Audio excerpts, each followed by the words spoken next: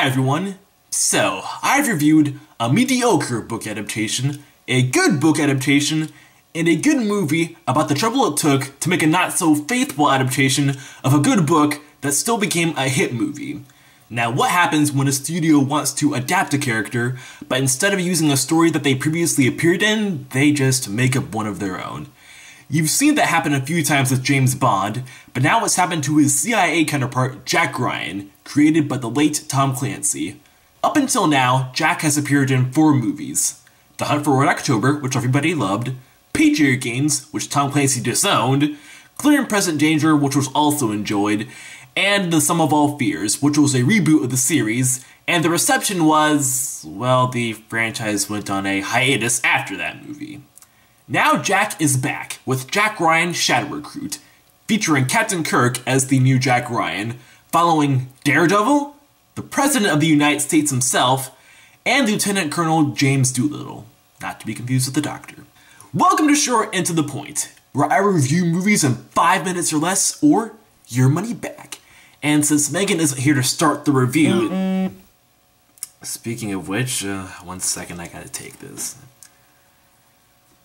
Hi Colton, it's Megan. I'm sorry I won't be able to make it there for the start of the video. No kidding. The opening titles have been sent to your phone, yada yada blah blah. I will hopefully make it there by the end of the review, and this message will self-destruct in 25 seconds. 25 seconds? How long has it been? Oh no!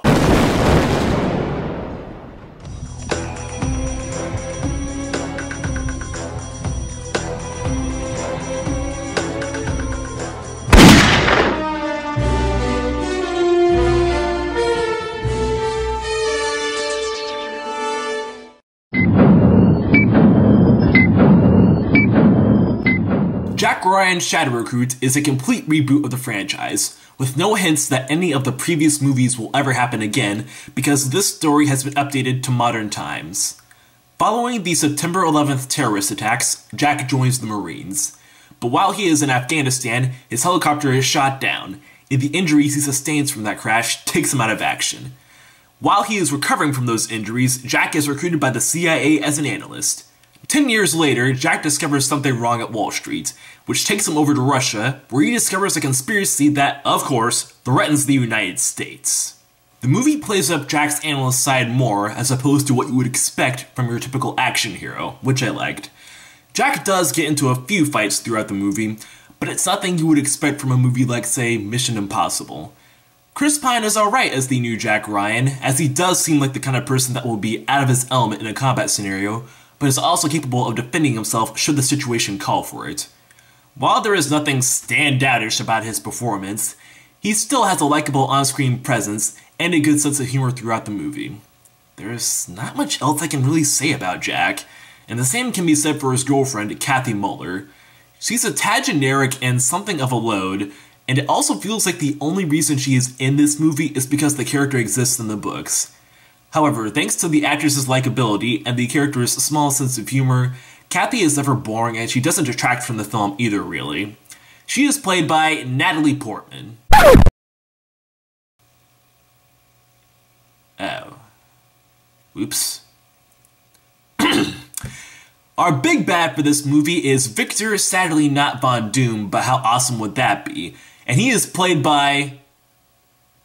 Gilderoy Lockhart? Man, I guess that memory charm did a lot more damage than we thought. In all seriousness, Kenneth Branagh, who also directed this movie, does get some points for some small intimidating moments in this film, and also for having a personality that sets him apart, a little at least, from the typical big bad. He's also a fairly competent villain despite falling for some classic hero maneuvers. And while his big plan does seem conveniently tailor-made for Jack to discover, Victor is still smart in the execution of said plan. It's just that Jack and company are such well-oiled machines that they are able to match him move for move. Now, in spite of liking all of these story characteristics, in the end, I only found this movie to be okay. It's not that it's bad, the problem is that the first 2 acts are good, but the 3rd act is where the ball drops. It follows the pace set by the first 2 acts, but it does not increase in them, resulting in a climax that, while not boring, is nothing that I'd write home about either. I talk about the climax more, but that's crossing over into major spoiler territory. In the end, I would consider it to be likably unremarkable, which is how I would sum up the rest of the movie, really. It's semi-generic with good characters and decent action, and I will give it 6.5 film reboots out of a possible 10. But hey, that's not bad for a January release. Probably because it was supposed to come out on December 25th, but Paramount gave The Wolf of Wall Street its release date, which was probably for the best. This has been short and to the point, and I review movies in 5 minutes or less, or your money back. And since Megan isn't here to end things, I'll just go. Bye. Oh yeah, and another thing! Colton, I'm here! Oh. Sorry about that, Chief. Just start the closing